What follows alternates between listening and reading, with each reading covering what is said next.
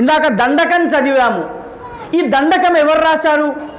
చిట్ట చివరి లైనులో రార నా నరసింహయనుచు ముద్దాడి అని చెప్పి ఆ దండకము రాసినటువంటి కవి నరసింహుడు ఈ దండకాన్ని రాసి మనకు అందించాడు. ఆయన వెళ్ళిపోయాడు, ఆయన ఈరోజు లేడు. కానీ ఆయన రాసిన దండకాన్ని 150 సంవత్సరాలు, 200 సంవత్సరాలు, 300 సంవత్సరాలుగా ఇక్కడి ప్రజలు పఠించారు. కష్టం వచ్చినప్పుడు అయ్యో రామ అన్నాము. ఎదుటివాడికి ఏదన్నా బాధ వస్తే అయ్యో శ్రీరామ సీతారామ కాపాడు అన్నాము. ఆకలి వేస్తే అన్నమో రామచంద్ర అన్నాము. ఆఖరికి మనిషి అంతిమ యాత్రకు వెళితే రామ నామ సత్యహై అన్నాము. రాముడు లేని భారతదేశము లేదు, రాముడు లేని హిందూ సంస్కృతి లేదు. అందుకే ఎత్ర ఎత్ర రఘునాథ కీర్తనము, రఘునాథుని కీర్తనం ఎక్కడ జరుగుతుందో అక్కడ కళ్ళలో భక్తి అంజలిని నింపుకుని బాష్పవారి పరిపూర్ణ లోచనం, కళ్ళలో భక్తితో వచ్చినటువంటి కన్నీటితో హనుమంతుడు కూడా ఉంటాడని మన శాస్త్రము చెబుతున్నది. కాబట్టి హనుమాన్ చాలీసా రామునికి ప్రీతి, రాముడు హనుమంతుడికి ప్రీతి. రామ హనుమంతుల జోడి విజయానికి సంకేతము. కాబట్టి మనందరిలో ఉన్నటువంటి రాముడిని ఆరాధించడమే నిజమైన రామభక్తి. వారిలోనూ రాముడున్నాడు, నాలోనూ రాముడున్నాడు. ఇక్కడ నరసింహమూర్తి గారు ఉన్నారు, వారిలోనూ రాముడున్నాడు. ఇక్కడ లావణ్య గారు ఉన్నారు, వారిలోనూ రాముడున్నాడు. ఎలా? మనకి సందేహం రావచ్చు. మీకు ఒక హిందీలో చెప్పినటువంటి ఫార్ములా మీకు వివరిస్తాను. ఇప్పుడంతా కూడా మ్యాథమెటికల్ ఫార్ములాలు కదా. ఒకసారి కాశీకి వెళితే కాశీలో మెట్ల మీద ఒక సన్యాసి బైరాగి లంగోటి కట్టుకుని కూర్చుని ఉన్నాడు, నవ్వుకుంటున్నాడు, తనలో తాను నవ్వుకుంటున్నాడు. మెట్లు దిగుతూ ఉంటే నేను నమస్కారం చేశాను. అప్పుడు ఆ బైరాగి అన్నాడు, తుజ్మే భీ రామ్ ముజ్మే భీ రామ్, నీలోనూ రాముడున్నాడు, నాలోనూ రాముడున్నాడు అన్నాడు. నేను కొంచెం ఆశ్చర్యంగా అర్థం కాక ఆయన వైపు చూశాను. ఆయన అన్నాడు, నీలోనూ రాముడున్నాడు, నాలోనూ రాముడున్నాడని నేను ఒక మ్యాథమెటికల్ ఫార్ములా ద్వారా నీకు రుజువు చేస్తానన్నాడు అని ఆయన చెప్పాడనమాట. ఫార్ములా వినవయ్యా ముందు అని. నామ చతుర్గుణ పంచజురి తాత్ దూన కరిదే అష్టభాగసే జో బచే ఉసే రామ్ కహదే అన్నాడు. హిందీ కొంచెం వచ్చు కానీ అర్థం కాలేదు. అప్పుడు ఆయన చెప్పారు, నామ చతుర్గుణ, నీ పేరులో ఎన్ని అక్షరాలు ఉన్నాయో అన్ని అక్షరాలు దానిని చతుర్గుణ 4తో గుణకారం చేయి. గుణకారం అంటే మల్టిప్లికేషన్. ఇంగ్లీష్ మీడియం పిల్లలకి అర్థం కావడానికి చెప్తున్నాను. మల్టిప్లై చేయి. నీ పేరులో ఎన్ని అక్షరాలు ఉన్నాయి? నా పేరు సుధాకర్, సుధాకర్లో 4 అక్షరాలు ఉన్నాయి. చతుర్గుణ, నాము చతుర్గుణ, 4 × 4, 4 4 4 4 ఆర్ 16, 16. పంచజురి, దానికి 5 కలుపు అన్నాడు. 5 కలిపితే ఈ 16కి 5 కలిపితే 21 అవుతుంది. తాత్ దూన ఖరీదే, దాన్ని డబుల్ చేసేయి అన్నాడు. డబుల్ చేయమంటే 21 + 21 42. ఆ తరువాత అష్టభాగసే, 8తో భాగహారము అంటే డివైడ్ చేయి, డివైడెడ్ బై 8 అన్నాడు. 8 5ల 40 పోయింది, మిగిలింది ఎంత అన్నాడు. 2 అండి అన్నాడు. ఆ 2 ఏమిటో తెలుసా? ఒకటి రా, ఒకటి మా అన్నాడు. ఇక్కడ లావణ్య గారు ఉన్నారు, పేరులో 3 అక్షరాలు ఉన్నాయి. మీరు ఇంగ్లీష్ స్పెల్లింగ్ చూసినా ఇదే వస్తుందమ్మా, తెలుగు చెప్తున్నాను. లావణ్య 3 అక్షరాలు. 3 నామ చతుర్గుణ 3 4ల 12, పంచజురి 17, తాత్ దూను ఖరీదే 34, 17 + 17 34. అష్టభాగసే జో బచే, దాన్ని 8తో భాగాహారం చేయండి. 8 4ల 32 పోతే మిగిలేది 2, 1 రా, 2వది మా. కాబట్టి వారిలోనూ రాముడున్నాడు, నాలోనూ రాముడున్నాడు. నరసింహమూర్తి గారు, ఆయనకు 6 అక్షరాలు ఉన్నాయి. 6 × నామ చతుర్గుణ 6 4ల 24, పంచజురి 5 కలిపితే 29, తాత్ దూను ఖరీదే 29 + 29 58, 58. అష్టభాగసే జో బచే, 8తో భాగహారం చేస్తే 8 ఏళ్ళ 56 పోతే మిగిలేది 2, 1 రా, 2వది మా. కాబట్టి మనందరిలోనూ ఉన్నటువంటి రాముడిని దర్శించగలిగిన నాడే మన యొక్క నిజమైన రామభక్తి ఉంటుంది. ఆ రామభక్తికి సాధనము హనుమంతుని పూజ. హనుమంతుడు ఏ సమయంలో మనం పూజించడం ప్రారంభించామో మిత్రులారా ఒక్కసారి ఆలోచించండి. హనుమంతుడు శక్తికి ప్రతీక. 600 సంవత్సరాల క్రితము ఇక్కడ బహుమనీల పరిపాలన వచ్చింది, బిజాపూరు రాజుల పరిపాలన వచ్చింది, గోల్కొండలో తనీషాల పరిపాలన వచ్చింది, కులీ కుతుబ్ల పరిపాలన వచ్చింది. ఆ పరిపాలన తరువాత నిజాముల అసఫ్జాహీల పరిపాలన వచ్చింది. అసఫ్జాహీల పరిపాలనలో అత్యాచారాలు మిన్నంటిన సమయంలో అక్కడెక్కడో కన్నడ భూమి నుంచి ఒక కుటుంబం ఇక్కడికి వస్తుంది.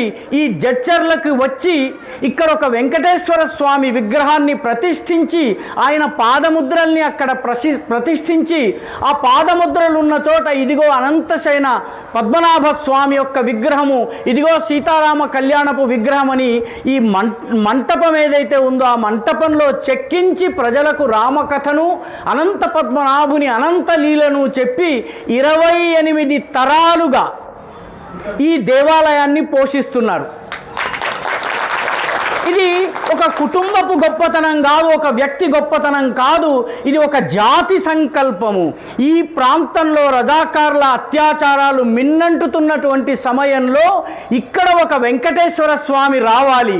ఈ వెంకటేశ్వర స్వామి ఇక్కడ ఉన్నటువంటి చుట్టుముట్టు ప్రజలందరికీ ప్రేరణనివ్వాలని ఒక వ్యక్తి అక్కడెక్కడో గుల్బర్గా నుంచో, బీదర్ నుంచో, రాయచూరు నుంచో వచ్చి 28 తరాలు, ఒక తరము 20 సంవత్సరాలను మనం అనుకుంటే 28 × 2 56, క్షమించాలి 56, 560 సంవత్సరాలుగా ఇక్కడ ఈ దేవాలయం ఉన్నట్టు లెక్క. ఈ దేవాలయం యొక్క అర్చకులు మధ్వ సంప్రదాయము, భక్తులు ఏ సంప్రదాయము? మనందరిది ఒకటే సంప్రదాయం, అది రామ సంప్రదాయము, హిందూ సంప్రదాయము. ఈ భావంతో మనమందరము కలిసి నిలబడ్డాము కాబట్టి ఈరోజు ఈ పట్టణంలో 400 సంవత్సరాల రజాకార్ల పరిపాలన, నిజాముల పరిపాలన, కులీ కుతుబ్షాల పరిపాలన తరువాత కూడా బొట్టు పెట్టుకుని, తిలకాన్ని దిద్దుకుని, పిలక పెట్టుకుని గోమాతాకి జై, గంగామాతాకి జై అని చెప్పి నినదించేటటువంటి ఒక జాతి నిలబడి ఉంది. ఈ 200 దాదాపు 5 సంవత్సరాల పోరాటానికి కేంద్రము ఈ మందిరము. ఇటువంటి మందిరాలు మీరు తెలంగాణలో, ఆంధ్రలో ఎక్కడికి వెళితే అక్కడ మందిరాలు ఉన్నాయమ్మా. రాముడి కథను, రాముడి వైభవాన్ని, మన ధర్మ వైభవాన్ని చెప్పే మందిరాలు అనేక మందిరాలు ఉన్నాయి. అక్కడెక్కడో కాళేశ్వరం ఉంది గోదావరి ఒడ్డున. కాళేశ్వరంకి మీరు వెళ్ళాలంటే మంచిర్యాల జిల్లాలో నుంచి మహారాష్ట్రకు వెళ్ళి తర్వాత మంచిర్యాలకి రావాలి. ఆ మంచిర్యాలకి మహారాష్ట్ర మీద నుంచి మనము 3-4 సిరోంచ వంటి గ్రామాలు దాటి మంచిర్యాలకి వెళ్తాము. అభ్యంతరం లేదు, గొడవ లేదు. వాళ్ళు స్వాగతిస్తారు, మనం వెళ్ళి పూజ చేస్తాము. అక్కడెక్కడో ఆంధ్ర ప్రాంతంలో ద్రాక్షారామం ఉన్నది, ఇక్కడ రాయలసీమలో ఉన్నటువంటి శ్రీశైలం ఉన్నది. ఈ 3 కలిస్తే తయారయ్యేటటువంటి అత్యద్భుత దివ్య త్రిలింగమే త్రిలింగ దేశము. అదే తెలుగు దేశము, అదే తెలుగుదేశము అంటే మనందరము నివసించే దేశము. ఇది మిగతా భారతదేశం నుంచి భిన్నం కాదు, భారతదేశంలోని అవిభాజ్య అంతర్భాగము. అందుకనే ఇక్కడ అనేక గ్రామాలకు రాముడి పేరు, లక్ష్మణుడి పేరు, హనుమంతుడి పేరు పెట్టుకున్నాం మనం. ఎందుకు పెట్టుకున్నాము?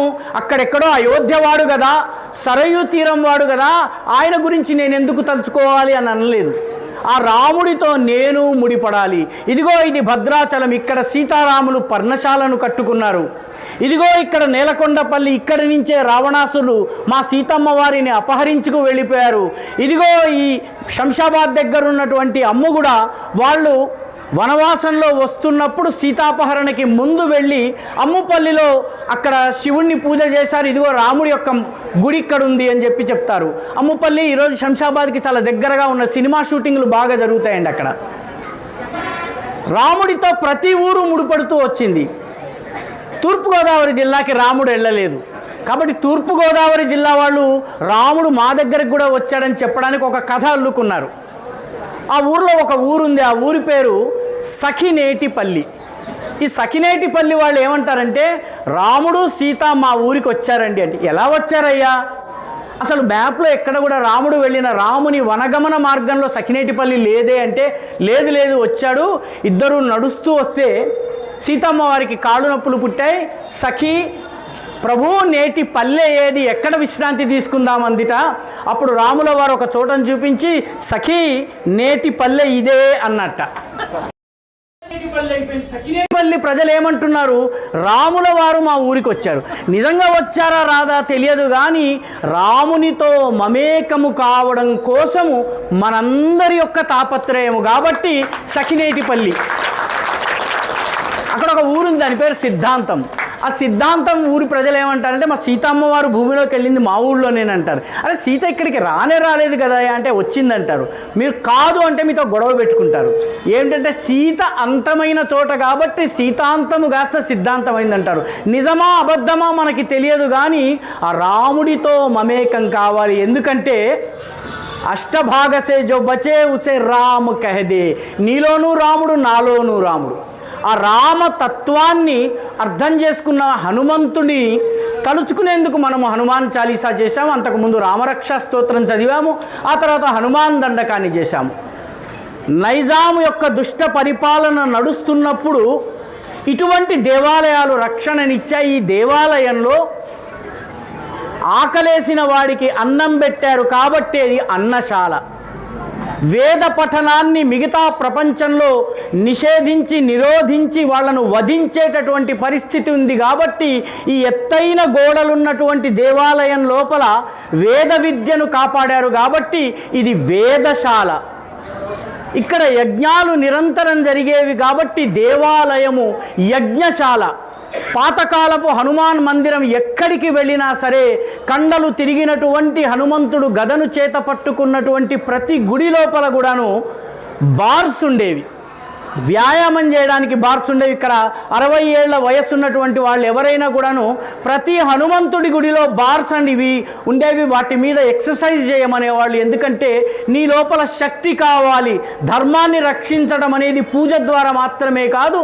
రాముడంతటి వాడు కోదండాన్ని పట్టాడు, హనుమంతుడంతటి వాడు గదను పట్టాడు, కృష్ణుడంతటి వాడు సుదర్శనాన్ని పట్టాడు. కాబట్టి రామ కృష్ణ కృష్ణ కాదు, యాక్షన్లోకి రావాలి. కాబట్టి కండలు పెంచు, బలాన్ని పెంచమన్నారు. అందుకే వ్యాయామాలకి అధిదేవత ఆంజనేయుడు. వ్యాయామాలకి అధిదేవత ఆంజనేయుడు. అందుకే హనుమాన్ చాలీసాలో నాసై రోగ హరై సబ పీడ, నీ యొక్క పీడలు, వేదనలు, కష్టాలు, రోగాలు అన్నీ కూడా హనుమంతుని జపిస్తే పోతాయి. హనుమంతుణ్ణి జపించడంతో పాటు వ్యాయామం చేయాలి. కాబట్టి దేవాలయము మల్లశాల కూడా, పాఠశాల, వేదశాల, అన్నశాల, యాగశాల, మల్లశాల. మల్ల యోధుల్ని తయారు చేసేవాళ్ళు. ఒకానొక సమయంలో ఆ సంస్కృతి పోయింది కాబట్టి దాన్ని మళ్ళీ తీసుకుని రావాలి. దేవాలయ కేంద్రంగా వ్యాయామాలు జరగాలి. శ్రీకాకుళం జిల్లాలో అరసవిల్లి అనే క్షేత్రం ఉంది. అరసవిల్లి అనేటటువంటి క్షేత్రము సూర్యనారాయణ మందిరం. అది ఆ సూర్యనారాయణ మందిరంలో మీకు రోగాలు గనక వచ్చినట్టయితే రోగాలు పోగొట్టడానికి సూర్య నమస్కారాలు చేయిస్తారు. అదేవిధంగా హిందూ సమాజానికి పట్టి పీడిస్తున్నటువంటి కులజాడ్యం, వర్గజాడ్యం, రాజకీయ జాడ్యం, మిగతా అనేక ధర్మ వ్యతిరేక ధోరణులు పోవాలన్నట్లయితే ప్రతి దేవాలయాన్ని ఒక వ్యాయామశాలగా మార్చి ఆంజనేయుని వాస్తవ ఉపాసన మనం చేసేటట్టుగా ఉండాలి. నిజమైన ఉపాసన ఆంజనేయుడిలా కండలు ఉండడము, ఆంజనేయుడిలా శక్తివంతుడు కావడము, ఆంజనేయుడిగా లంకను దాటగలగడము. అందుకే మన శాస్త్రంలో చెప్తారు, హనుమంతుణ్ణి స్మరిస్తే కొన్ని గుణాలు వస్తాయి. బుద్ధి, బలం, యశో అంటే కీర్తి, ధైర్యము, ఓపిక, నిర్భయత్వము, ఎలాంటి వాడికి కూడా భయపడని తత్వము, అరోగత, ఎటువంటి రోగాలు ఉండవు, అజాడ్యం, సోమరితనం ఉండదు, వాక్పటుత్వము, మంచి మాటలు చెప్పగలిగేటటువంటి వాక్పటిమ వస్తుంది. హనుమాన్ స్మరణాన్ భవేత్ అన్నారు. హనుమంతుని స్మరించటం అంటే ఈ గుణాలన్నీ మనలో నింపుకోవడం. కాబట్టి హనుమదుపాసన మనం ఇక్కడ చేశాము. ప్రతి తల్లి ఒక అంజనీమాతయై నా గర్భాన ఆంజనేయుడు జన్మించాలి, వాడు ఈ సమస్యల లంకను దాటాలి, అక్కడ ఉన్నటువంటి రాక్షస రావణాసురుణ్ణి వధించాలి, ధర్మం అనే సీతామ్మ వారిని మళ్ళీ తీసుకొచ్చి ఈ విశ్వ రాజధాని అయినటువంటి ఆధ్యాత్మిక రాజధాని అయినటువంటి అయోధ్యానగరిలో ప్రతిష్ఠించి భారతదేశాన్ని జగన్మాతగా, జగద్గురువుగా, జగజ్జేతగా చేయగలగాలి. అందుకని ప్రతి మాత అంజనీమాత కావాలి, ప్రతి యువకుడు ఆంజనేయుడు కావాలి.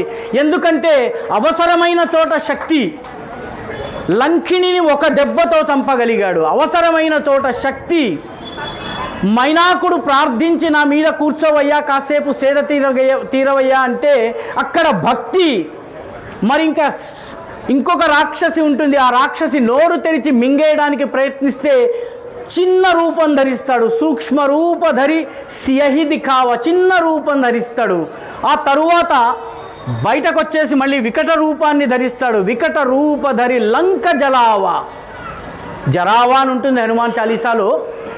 లంకని చేస్తాడు. సీతకు సూక్ష్మ రూపాన్ని చూసి రావణాసురుడికి విశాల రూపాన్ని చూపగలిగే సామర్థ్యము, అంటే శక్తి, భక్తి, యుక్తి, ఈ 3 గుణాలు ఉన్నటువంటి వ్యక్తి హనుమంతుడు. కాబట్టి ఈ వ్యక్తిని శక్తిగా మార్చగలిగే సామర్థ్యము హనుమంతుడిలో ఉంది. కాబట్టి ప్రతి యువకుడు హనుమంతుడు కావాలి. ప్రతి తండ్రి ఒక వాయుదేవుడు కావాలి. ఆ పుత్రుడికి ధర్మకార్యం చేసేందుకు కావలసినటువంటి చోదక శక్తిని ఇవ్వగలగాలి. నాన్న నువ్వు ముందుకెళ్ళు, నువ్వు పనిచేయి ధర్మం కోసం అని చెప్పి పంపించగలగాలి. అయోధ్యలో కరసేవకి వెళ్తున్నాము. అక్కడ ములాయం సింగ్ ప్రభుత్వం తూటాలతో కాలుస్తుందో సరయులో పారేస్తుందో తెలియదు, కానీ నేను వెళతానని పిల్లవాడు బయలుదేరితే తల్లిదండ్రులు హారతినిచ్చి పంపించారు. కాబట్టి 500 సంవత్సరాల తరువాత, అనేకానేక బానిసత్వాల తరువాత, అనేకానేక బలిదానాల తరువాత మనము అయోధ్యలో బాలరాముణ్ణి ప్రతిష్ఠించుకోగలిగాము. మిత్రులారా, కాశీ మిగిలింది, మథుర మిగిలింది.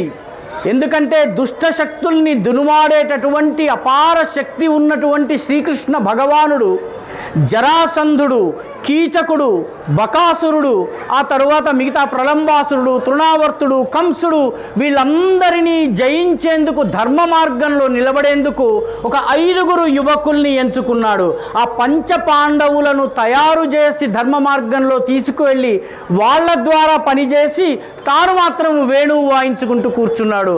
ఆ కృష్ణుడి తత్వము మనలో నిండాలన్నట్లయితే చుట్టుపక్కల ఎన్ని సమస్యలున్నా చలించకుండా ధర్మం కోసం పనిచేయాలంటే మనలో కృష్ణతత్వం రావాలి. కృష్ణతత్వం రావాలంటే ఈనాడు బానిస బంధాల్లో ఉన్నటువంటి కృష్ణ జన్మభూమి విముక్తం కావాలి. రాక్షస శక్తిని కేవలము తన జుట్టులోని ఒక వెంట్రుకను నేల మీద తీసి జుట్టు నుంచి తీసి నేల మీద కొట్టగానే లక్షలాది మంది వీరభద్రులు ఆవిర్భవించారు. దక్ష యజ్ఞాన్ని ధ్వంసం చేశారు, రాక్షస సంహారం చేశారు, త్రిపురాంతకులయ్యారు. ఈ శక్తిని ఈ సమాజంలో రావాలన్నట్టయితే ఈనాడు జ్ఞానవాపి మసీదులో బందీగా ఉన్నటువంటి పరమశివుణ్ణి విముక్తం చేసేటటువంటి సమయం వచ్చింది. మిత్రులారా, మన అదృష్టము, మన జీవన కాలంలో మన కళ్ళ ముందు మనము రాముడు విముక్తమై మనకు మార్గం చూపేటటువంటి రోజును చూశాము. కృష్ణ జన్మస్థానము, శివుని యొక్క వారణాసి కూడా విముక్తమయ్యే రోజుని మన కళ్ళతో, ఈ దేహంతో చూసేటటువంటి రోజు రావాలన్నట్టయితే నిత్యము జపించవలసిన మంత్రము హనుమాన్ చాలీసా. అందుకనే మనం ఇక్కడ హనుమాన్ చాలీసా అని మంత్రం చేస్తున్నాం. అందరూ కలిసి ఒక్క గొంతుతో ఒక్క పనిని గనక చేస్తే అది విజయం అవుతుంది. మిత్రులారా, మనము నోములు చేసుకుంటాం. ఇక్కడ అనేక మంది తల్లులు ఉన్నారు, నోములు చేసుకుంటాము. ఏ నోమైనా కూడా ఒంటరిగా చేసుకునే నోముందా? ఏ నోము చేసుకోవాలన్నా 10 మంది మహిళలు కావాలి.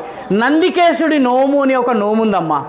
ఈ నందికేశుడి నోము ఏంటంటే ఒక 10 రకాల స్వీట్లు 10 కిలోల చొప్పున వండాలి. 5 కిలోలు 10 కిలోలు లెక్క వేసుకుని 10 రకాల స్వీట్లు వండుతారు. వండడానికి ఒక వ్యక్తి 10 రకాల స్వీట్లు వండలేరు కాబట్టి అత్తయ్య, మామయ్య, పిన్ని, చెల్లెలు వీళ్ళందరినీ పిలుచుకోవాలి. స్వీట్లు వండిన తరువాత నియమము, దేవుడికి అర్చించిన తర్వాత నియమం ఏంటంటే ఈ స్వీటులో ఒక్క స్వీటు కూడా ఈ గడప దాటి బయటకు వెళ్ళకూడదు. బయటకు వెళ్తే లాభం లేదు, వ్రతం చెడిపోతుంది. కాబట్టి ఒక్క స్వీటు బయటకు వెళ్ళకూడదు. కానీ చీకటి పడే లోపల ఇంట్లో ఒక్క స్వీటు కూడా మిగలకూడదు. నియమం చూడండి, నందికేశుడి నోము నియమం. ఏం చేయాలి దీనికోసము? వెంకట్ నువ్వురా, నీ ఫ్రెండ్లను తీసుకునిరా, గోపాల్ని తీసుకునిరా, రాముని తీసుకునిరా, బాబుని తీసుకునిరా, నువ్వు తీసుకునిరా. ఓసే సీత నువ్వు ఒక్కదానివే రాకే, నీతో పాటు దానిని తీసుకుని ఇంకెవరన్నా ఫ్రెండ్స్ ఉంటే వాళ్ళని తీసుకునిరా. ఎందుకంటే ఒక్క స్వీటు గడప దాటకూడదు.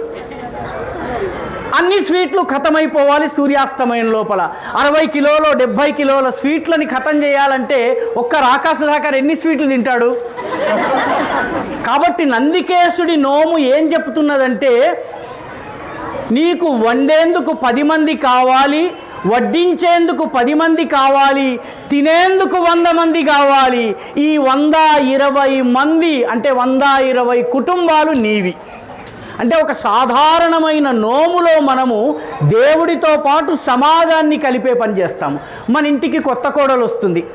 కొత్త కోడలు రాగానే మనము ఆమె చేత శ్రావణ మాసం నోము నోయిస్తాము. 5 సంవత్సరాలు నోచి 5వ సంవత్సరము నోముని ఉద్యాపన చేస్తామమ్మా. ఉద్యాపన చేసేటప్పుడు దీని నియమం ఏమిటి? మొట్టమొదటి సంవత్సరము కొత్త కోడలు 5గురికి వాయనం ఇవ్వాలి. అంటే ఏంటన్నమాట, పెళ్ళై వచ్చినటువంటి 1 సంవత్సరంలో ఆమె 5 కుటుంబాలకు వాయనం ఇవ్వడానికి కావలసిన పరిచయాలు పెంచుకోవాలి. ఎందుకంటే 10 మందితో పరిచయం అయితే 5గురు దొరుకుతారు, 5గురికి వాయనం ఇవ్వచ్చు. 2వ సంవత్సరం 10 మందికి వాయనం ఇవ్వాలి. 3వ సంవత్సరం 15 మందికి వాయనం ఇవ్వాలి. 4వ సంవత్సరం 20 మందికి, 5వ సంవత్సరం 25 మంది మహిళలకి వాయనం ఇవ్వాలి. 25 మంది మహిళలు మీ ఇంటికి రావాలన్నా, మీరు వెళ్తే వాయనం తీసుకోవాలన్నా మీకు కనీసం 50 మంది తెలియాలి.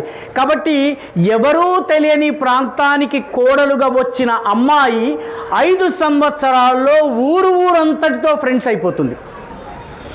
ఎవరు పడితే వాళ్ళకి వాయనం ఇవ్వగలుగుతుంది. అక్కయ్య, చెల్లి, అత్త, మామ, పిన్ని అని అందరితో సంబంధాలు కలుపుకుంటుంది. అంటే మన మహిళ ఇంట్లో వంట చేసుకోవడంతో పాటు గ్రామంలో ఉన్నటువంటి 100-150 కుటుంబాలతో 5 సంవత్సరాల్లో సంబంధాలను ఏర్పాటు చేసుకుంటుంది. కాబట్టి హైందవ ధర్మంలో ఏ పని చేసినా కూడా అది సామూహికమే.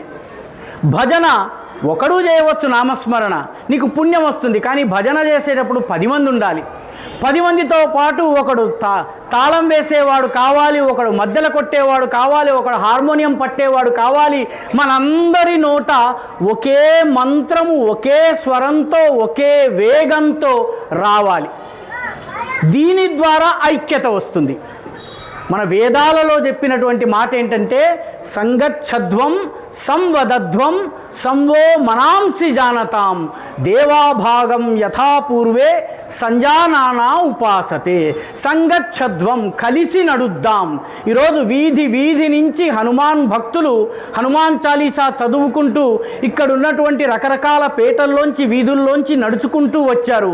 సంగచ్చధ్వం కలిసి నడుద్దాం, సంవదధ్వం ఒకే మాట మాట్లాడదాం. జై హనుమాన జ్ఞాన గుణ సాగర, జై కపీశ తిహులోక ఉజాగర చదువుకుంటూ వచ్చాం. సంవో మనాంసి జానతాం, మనందరి మనస్సుల్లోనూ ఒకే భావం ఉండాలి.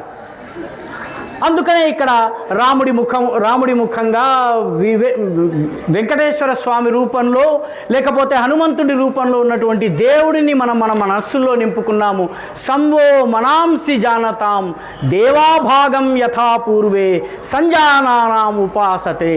మన పూర్వపురుషులైనటువంటి దేవతలు ఈ రకంగా ఉపాసించారు కాబట్టి మనం కూడా ఉపాసన చేద్దాం. అది ఈరోజు జడ్చర్లలోని వీధి నుంచి వచ్చినటువంటి భక్తులు హనుమాన్ చాలీసా చదువుకుంటూ ఈ వెంకటేశ్వర దేవాలయానికి వచ్చిన వాళ్ళు సంగచ్చధ్వం సంవదధ్వం సంవో మనాంసి జానతాం అన్నటువంటి వేదవాక్యాన్ని ఆచరించి చూపారు. ఈరోజు సమాజానికి అనేక సమస్యలు ఉన్నట్టుగా కనిపిస్తుంది. కులం పేరిట, మతం పేరిట, వర్గం పేరిట, వర్ణం పేరిట, నది నీళ్ల పేరిట, జిల్లా సరిహద్దుల పేరిట, తాలూకా హెడ్ క్వార్టర్స్ పేరిట సమాజం కొట్టుకుంటోంది. ఈ రకంగా కొట్టుకుంటే ఏమవుతుంది? కాళోజీ నారాయణరావు గారు ఒక అద్భుతమైన కవితలో చెప్పారు, కలిస్తే నిలుస్తాం, నిలిస్తే గెలుస్తాం, విడిపోతే పడిపోతాం, పడిపోతే చెడిపోతాం. ఈరోజు ఆ చెడిపోయినటువంటి వాళ్ళ పరిస్థితి బంగ్లాదేశ్లో మనం చూస్తున్నాం. అక్కడి హిందువులు అష్టకష్టాలు పడుతున్నారు, మనకి బాధ కలుగుతుంది.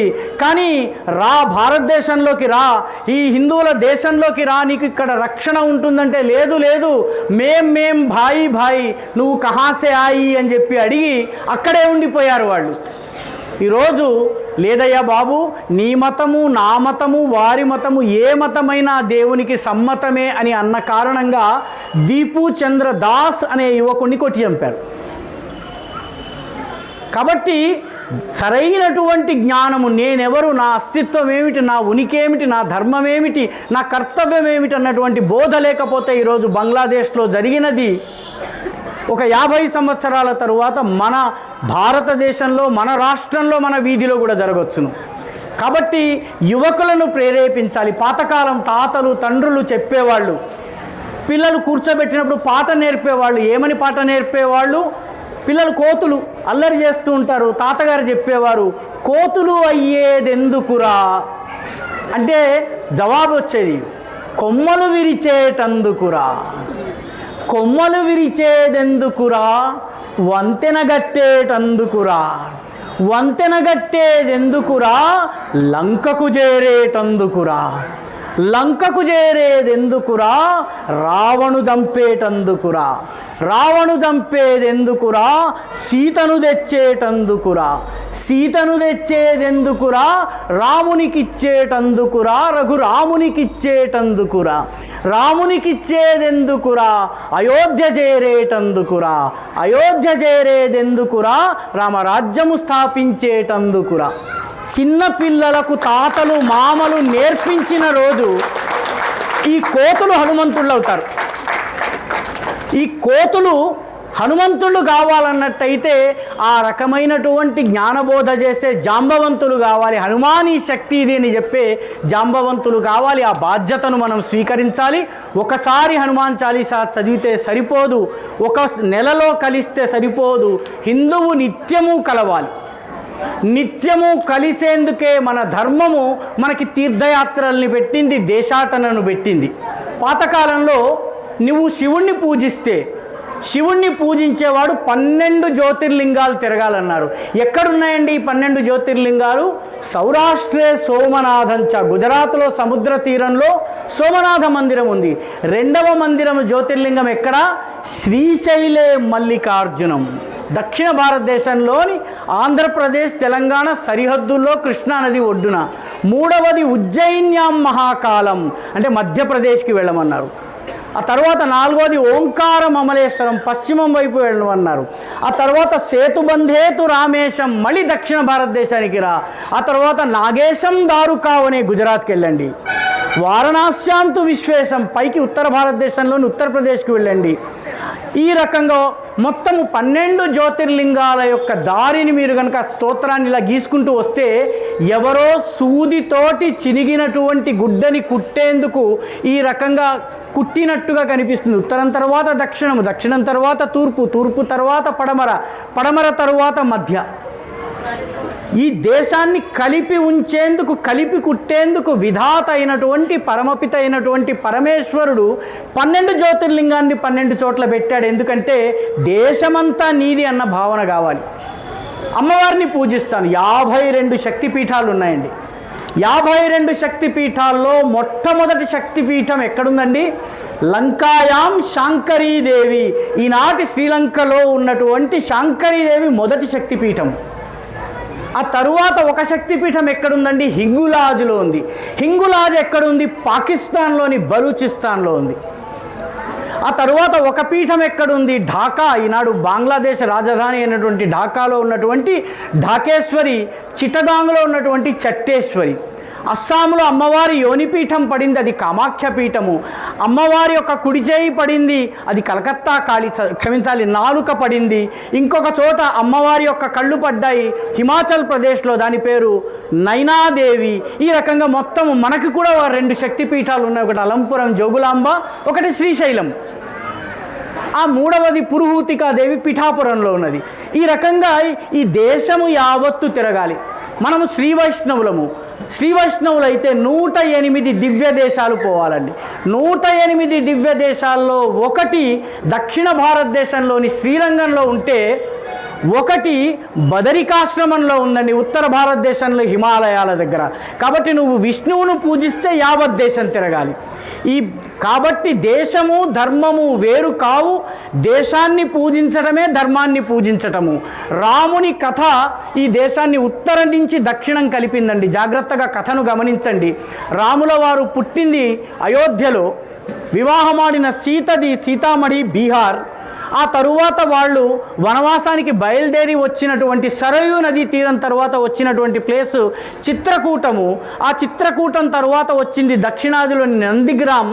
ఈ నందిగ్రామం దగ్గరికి భరతుడు వచ్చి, అన్నా నువ్వే పాలించు అంటే, నేను రాలేను, నేను తండ్రి మాట విని అడవులకు వెళ్తున్నాను అంటే, సరే నీ పాదుకలను నివ్వు, వాటిని సింహాసనం మీద పెడతానంటే ఆ పాదుకలను ఇచ్చిన ప్రదేశము నందిగ్రామం. ఆ తరువాత అలా దక్షిణం దాకా వచ్చి మన భద్రాచలము, మన ఈ దక్షిణాదిలో ఉన్న ప్రాంతాలన్నీ దాటి లంక దాకా వెళ్ళాడు. రాముడి కథ ఉత్తర భారతదేశం నుంచి దక్షిణ భారతదేశాన్ని కలుపుతుంది.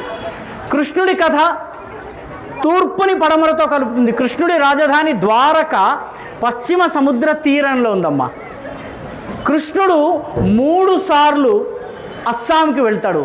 ఒకసారి రుక్మిణిని తెచ్చుకోవడానికి, ఒకసారి నరకాసురుణ్ణి చంపడానికి, ప్రాగ్జ్యోతిష్పూర్, ఈనోటి గువాహటిని ఒకప్పుడు ప్రాగ్జ్యోతిష్పూర్ అనేవాళ్ళు.